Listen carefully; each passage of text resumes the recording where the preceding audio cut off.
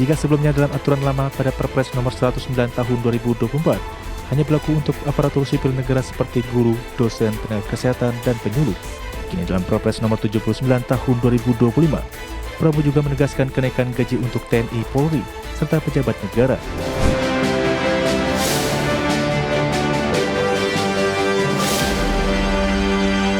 Pemirsa, Presiden Prabowo Subianto akan menaikkan gaji pejabat tahun ini.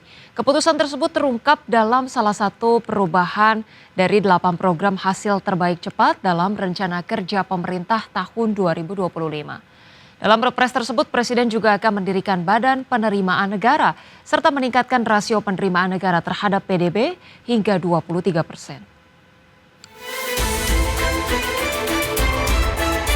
Presiden Prabowo Subianto akan menaikkan gaji pejabat tahun ini. Keputusan tersebut terungkap dalam salah satu perubahan 8 program hasil terbaik cepat dalam rencana kerja pemerintah tahun 2025. Perubahan ini dituangkan dalam Peraturan Presiden nomor 79 tahun 2025 tentang pemutahiran rencana kerja pemerintah tahun 2025 yang berlaku sejak 30 Juni 2025.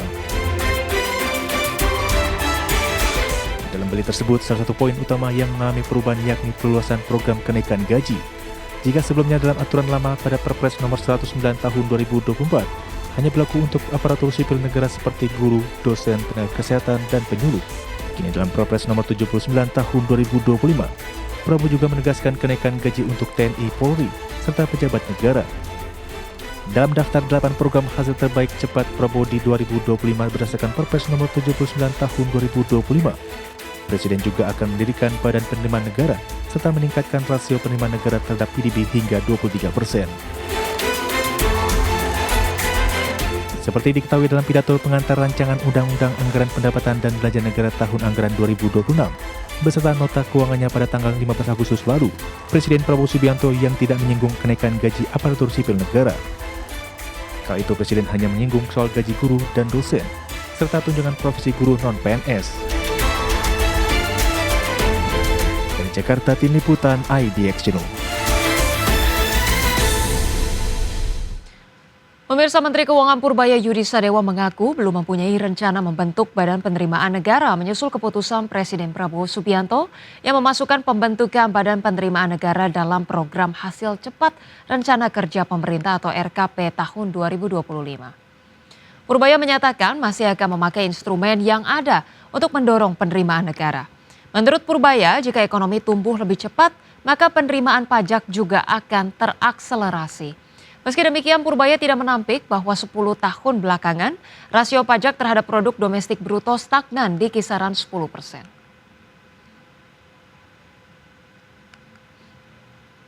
Belum saya pikirkan, saya belum tahu. Jadi belum sentuh, pada dasarnya belum sentuh. Kalau pajak tadi, biaya cukai segala macam kita akan coba sisir. Ada masalah apa di sana kita akan perbaiki. Tapi basically gini, kalau pertumbuhan ekonomi Anda lebih cepat, dari triwulan keempat dibanding triwulan yang lalu, pajaknya juga akan tumbuh lebih cepat, lebih tinggi, lebih banyak. Kalau kita anggap rasio pajak ke PDB-nya konstan, setiap kenaikan 0,5% dari pertumbuhan ekonomi, saya akan dapat pajak tambahan sekitar berapa ya? Pemirsa, Menteri ESDM Bahlil Lahadalia berkomitmen menjadikan panas bumi sebagai tulang punggung kedaulatan energi nasional, sekaligus kontribusi nyata Indonesia dalam mengejar target net zero emission di tahun 2060 mendatang. Dalam gelaran Indonesia International Geothermal Convention and Exhibition atau IIGCE 2025, Menteri Energi dan Sumber Daya Mineral Bahlil Lahadalia memastikan Indonesia mendorong posisinya sebagai pemimpin global energi bersih, khususnya energi panas bumi.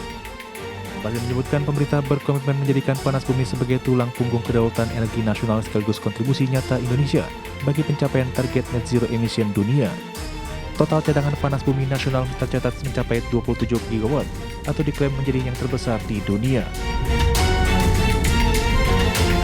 Namun saat ini energi panas bumi ini belum digarap secara optimal alias baru 10% yang dikelola sebesar 2,7 gigawatt.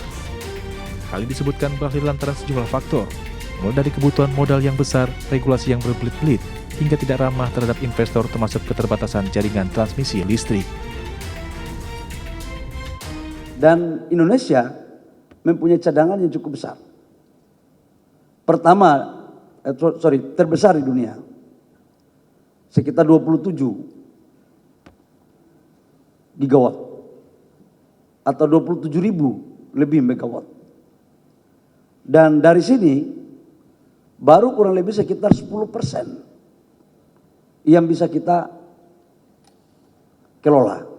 Artinya masih ada 90% potensi ini. Dan ini adalah energi masa depan. Namanya emas uap. Ini emas uap. Dan harganya pun yang pemerintah telah terapkan cukup ekonomis. Dalam Kepmen ESDM untuk tahap pertama 10 tahun pertama 9,5 sen per kWh. Dengan gelaran IIGCA 2025 ini diharapkan adanya kolaborasi semua pihak untuk meningkatkan kapasitas energi panas bumi di tanah air. Ajang ini juga diharapkan menarik investasi dengan potensi transaksi hingga $2 miliar Amerika Serikat serta peluncuran 5 proyek geothermal strategis nasional. Dari Jakarta, Devin Mansyah, Tim Liputan IDX Channel.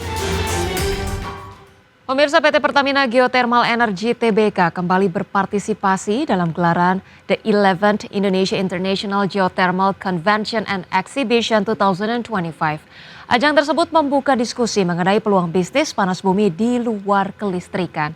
PGEO ini juga tengah mempersiapkan pemirsa ekosistem green hydrogen.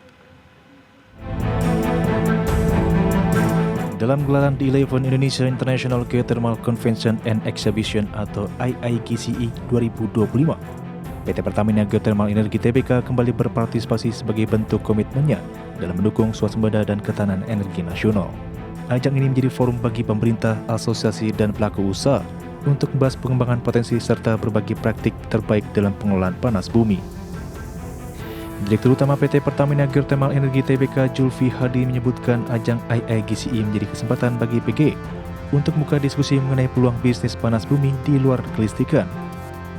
Tak hanya itu, PG juga sedang mempersiapkan ekosistem green hydrogen, di mana Pertamina menjadi satu-satunya yang memiliki rantai proses end-to-end, mulai dari panas bumi, elektrolisis, infrastruktur mainstream, hingga overtaker.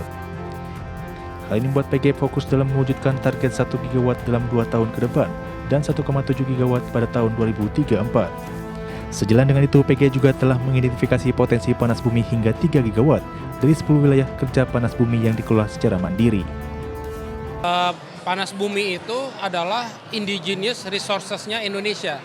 Jadi Indonesia itu negara volkanik dan itu berarti negara geothermal. Dan 40% reserve daripada dunia, ya, jadi terbesar di dunia. Yang sampai sekarang cuman 11% yang jalan. Nah, itu angka ya. Kalau lokasinya dari Aceh sampai Irian, di Kalimantan juga ada, di mana-mana ada. Langkah kolaborasi ini sejalan dengan komitmen pemerintah untuk mendukung energi baru terbarukan yang tertuang dalam RPTL 2025 hingga 2034, di mana porsi EBT meningkat menjadi 69,5 gigawatt. Dari Jakarta, Devin Mansyah, Tim Liputan IDX Channel. Pemirsa, Kementerian Perumahan dan Kawasan Permukiman Indonesia mengungkapkan skema burden sharing Bank Indonesia dan Kementerian Keuangan mencapai 130 triliun rupiah. Perbankan diharapkan mempercepat penyaluran kredit sekaligus meminta para pengembang segera mengakselerasi pembangunan rumah subsidi maupun komersial. Menteri Perumahan dan Kawasan Permukiman Marwarar Sirait mengungkapkan nilai skema burden sharing atau berbagi beban antara Bank Indonesia dan Kementerian Keuangan mencapai 130 triliun rupiah. Menurutnya dengan dukungan dana sebesar itu ditambah kredit usaha rakyat sektor perumahan yang disalurkan melalui himpunan bank milik negara, pemerintah menunjukkan komitmen besar terhadap program pembangunan 3 juta rumah rakyat. Selain itu, Kemenkeu juga baru saja mengucurkan dana segar 25 triliun kepada PT Bank Tabungan Negara Persero Tbk guna mendorong akselerasi pertumbuhan ekonomi kuartal 4. Kur perumahan yang pertama sepanjang sejarah Indonesia, 130 triliun buat UMKM, buat developer, kontraktor, kemudian juga toko-toko bangunan yang masuk kriteria UMKM, kemudian juga dari bagaimana dukungan dari Bank Indonesia, ada GWM Bank Indonesia dan juga yang burden sharing. ARA berpesan kepada perbankan untuk mempercepat penyaluran kredit sekaligus meminta para pengembang segera mengakselerasi pembangunan rumah subsidi maupun komersial. Tim Liputan IDX Channel.